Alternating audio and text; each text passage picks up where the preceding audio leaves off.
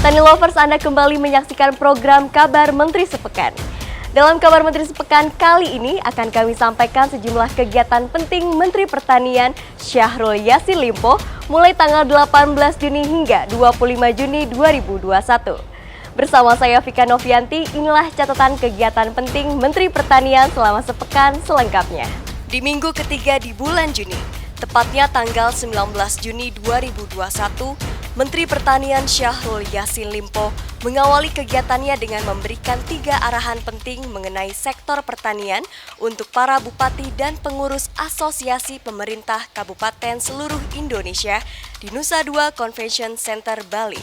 Selanjutnya pada 20 Juni 2021, Badan Pangan Dunia atau FAO resmi memilih Indonesia sebagai anggota Dewan FAO untuk periode 2021-2024. Kepercayaan ini diberikan FAO karena sektor pertanian Indonesia mengalami pertumbuhan yang sangat luar biasa.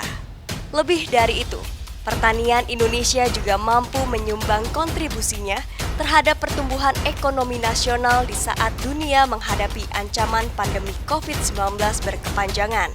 Indonesia dinominasikan oleh Filipina dan India mewakili grup Asia bersama dengan 5 negara anggota lainnya yaitu Bangladesh, Filipina, Jepang, Cina, dan Republik Korea.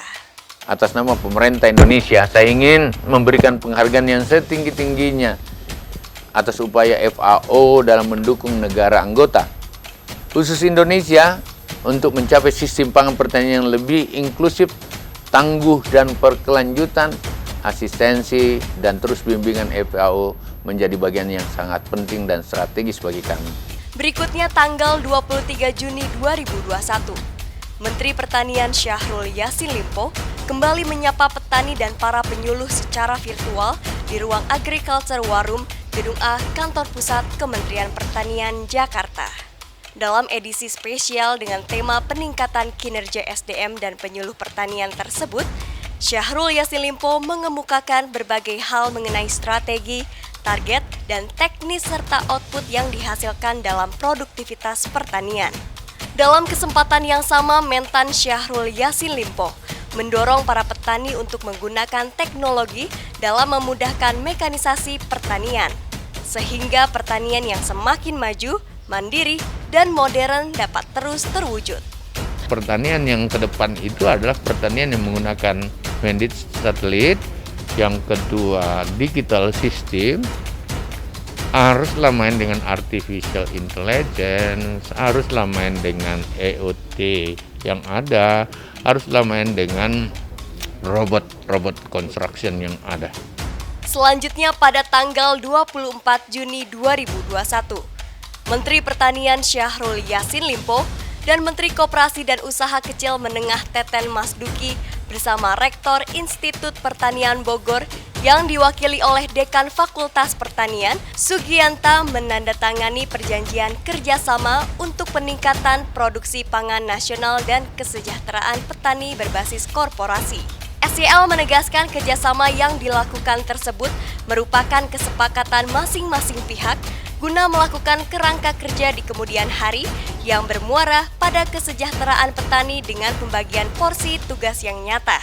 Saya berada di hulunya, Mas Teten berada katakanlah di hilir, sehingga dengan demikian korporasi pertanian ini bisa berjalan lebih berskala ekonomi dan tentu marketable. Bisa kita pasarkan baik untuk pasar nasional maupun impor.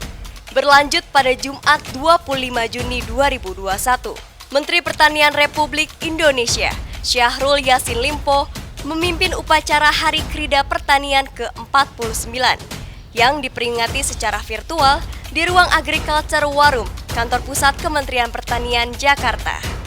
Dalam arahannya, Menteri Pertanian Syahrul Yassin Limpo mengatakan, Hari Krida ini menjadi momentum untuk mengkonsolidasi pertanian, memperbaiki konsepsi, dan program agar hasilnya lebih meningkat dan optimal. Mentan juga menyebut Hari Krida Pertanian bagian dari membangkitkan semua semangat para petani dan semua jajaran untuk menjaga kedaulatan pangan negeri. Kita berharap ke depan itu semua orang bicara tentang digital pertanian. Semua orang harus bicara tentang mekanisasi pertanian. semua orang bicara tentang robot construction pertanian, sehingga akselerasinya atau peningkatannya bisa kita capai lebih besar.